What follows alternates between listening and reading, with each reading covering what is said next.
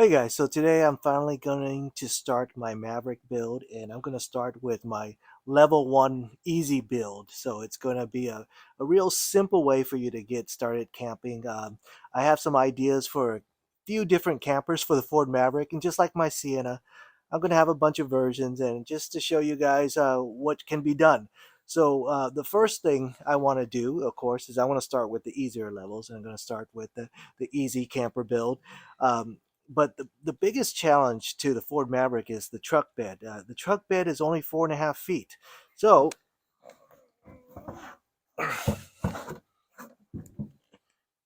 you can see that you can't really sleep in the back of the bed with the bed up, but you can sleep with the bed down. So that's what I'm going to try to do is build a camper that allows me to sleep with the bed down. So let's take a look at what I'm going to do first. So I got this 4x8 sheet of plywood at the Home Depot, and I'm going to lay that as a base across the truck.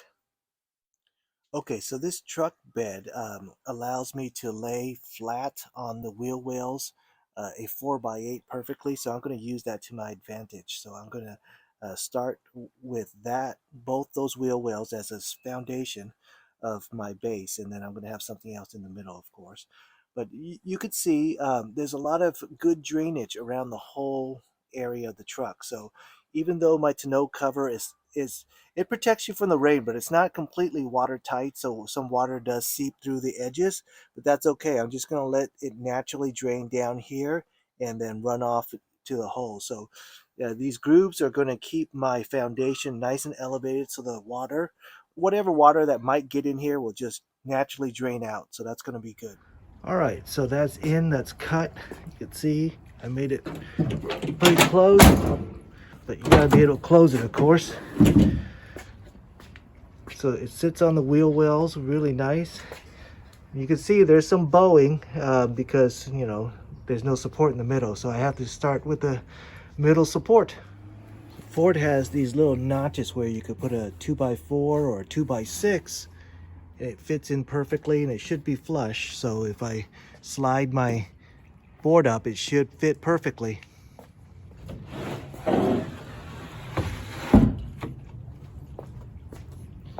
All right, so that's going to give it some extra center support. Let's take a look from underneath. All right, that's what it looks like from underneath. I think it looks pretty good. So now we got to add some center support. All right, so I got another leg in there, and I want to do one more leg right next to that bar that goes straight down. So I want to reinforce that, and then another leg over here. But one thing I've noticed that I did, well, not that I did, but I have that bed extender mount, so I'm going to have to cut around it. So if I want to remove this, I could lift it up easier.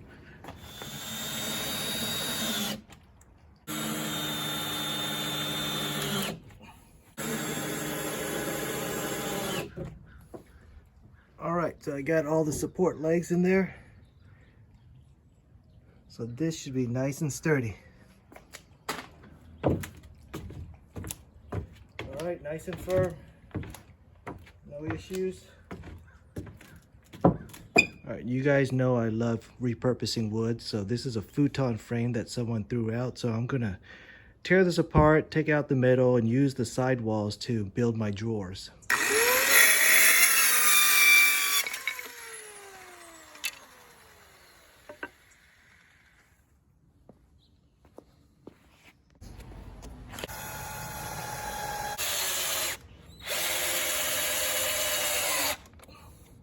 All right, I got the frame set up. All right, this is the way the two drawers are going to sit, and this is the way they're just going to slide in.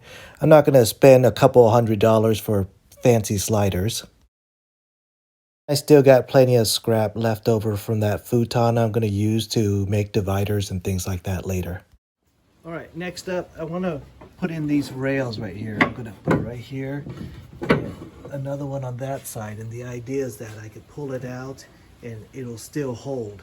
and I'm going to do that to both sides. All right, that's what the rails look like underneath. Let's try them on. All right, they seem to work all right. Very snug.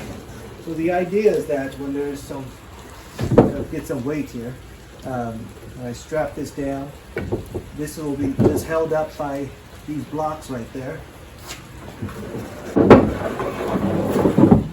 And they'll slide in and out like that. All right, so I used cut up planks because that's what I had laying around. I didn't want to buy new wood. So you can see it's not really thick plywood, but I'm going to do the same to both sides. All right, I got the second drawer ready, and now I need to put the other thing back on. All right, so now that I got the drawers in, I want to be able to clamp this thing down. So I'm going to use these brackets that's here, right here, and I'm going to use a U-clamp there to keep it nice and stable. Then we'll put the front of the cabinet, well, front of the drawer. So I'm going to use some 1 1/4 inch U-clamps.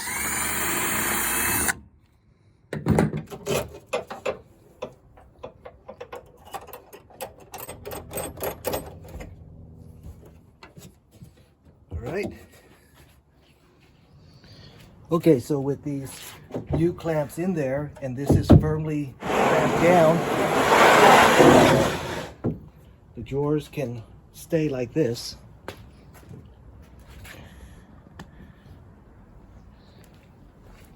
So as long as I don't pull it out any further, I don't need any legs or anything like that. So that's going to be handy. Okay, so I put up this little wall facade thing. Now I'm going to have to put some handles to pull it out. All right, so I did these rope handles because they're soft and they don't get in the way. So it's just held in by a knot on the other side. Let's give it a shot.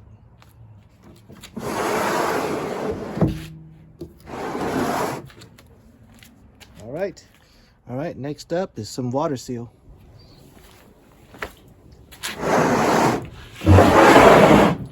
All right, so this is my low budget camping drawer. I'll have to stock it, of course, but this is going to be the first part of my camping build. I'm actually going to go a little bit further and make a platform for my tent, but you'll have to stay tuned for that. But for now, the camping box is done, and you could do a traditional camping in a tent and just stack your gear right here and still have plenty of room on top.